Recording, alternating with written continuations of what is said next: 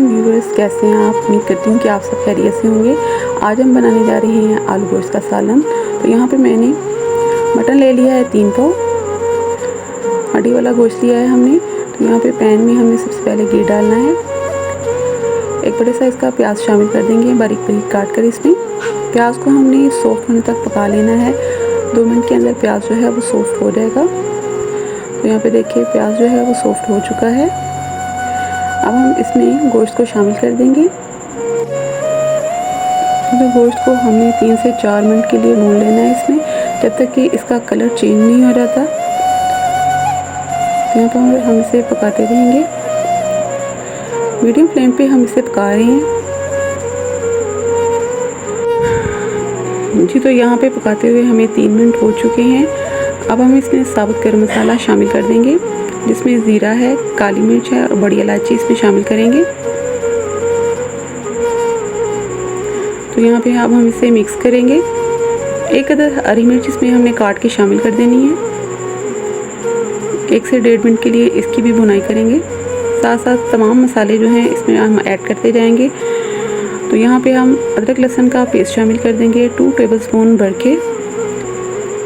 Paste शामिल करने के बाद हमने इसकी भुनाई अच्छे से करनी है, ताकि गोश्त का कच्चापन जो है वो ख़त्म हो जाए।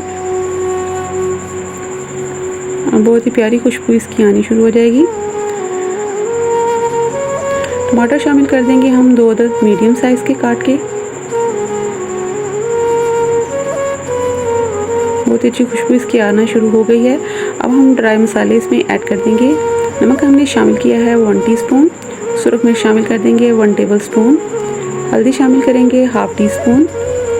सूखा धनिया शामिल कर देंगे 1 टेबलस्पून भर के। पानी का छिंटा भी साथ साथ लगाएंगे। तो देखिए कुछ इस तरह का ये हो गया है। अब हम इसमें पानी शामिल कर देंगे। पानी हमने 6 से 7 ग्लास इसमें शामिल कर देना है और तकरीबन 45 मिनट के लिए इसका वेट लगा देंगे। गोश्त हमारा अच्छे से सॉफ्ट होना चाहिए। उसके बाद हम इसमें आलू शामिल करेंगे।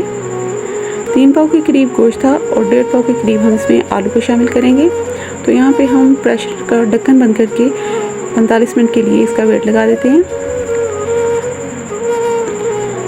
जी। तो व्यूअर्स, यहाँ पे मुझे तकरीबन 1 घंटा ही हो गया था। गोश्त में भी थोड़ा सा पानी मौजूद है, तो हम इसे तेज़ आंच पे पका लेते हैं ताकि पानी जो है वो खुश्क हो जाए जी। तो व्यूअर्स, बुनाई हमारी कंप्लीट हो चुकी है। तो देखिए कितना प्यारा कलर इसका आ गया है। अब हम इसमें आलूओं को शामिल करेंगे। आलूओं को हमने अच्छे से धो लिया था, नमक लगा के हमने आलूओं को रखा हुआ था। अब हम धो के इसमें शामिल कर देंगे। तो जितना शोरबा आपको चाहिए आपने उस हिसाब से पानी डालना है। कम या ज़्यादा आप अपने हिसाब से इसमें पानी शामिल कर सकते हैं। आलू शामिल करने के बाद 2 मिनट के लिए हम इसकी भुनाई करेंगे और उसके बाद इसमें पानी शामिल कर देंगे। तो यहाँ पे हम पानी शामिल करेंगे। पानी शामिल करने के बाद हम इसे दोबारा से ढक्कन बंद करके 2 मिनट के लिए इसका वेट लगा लेंगे।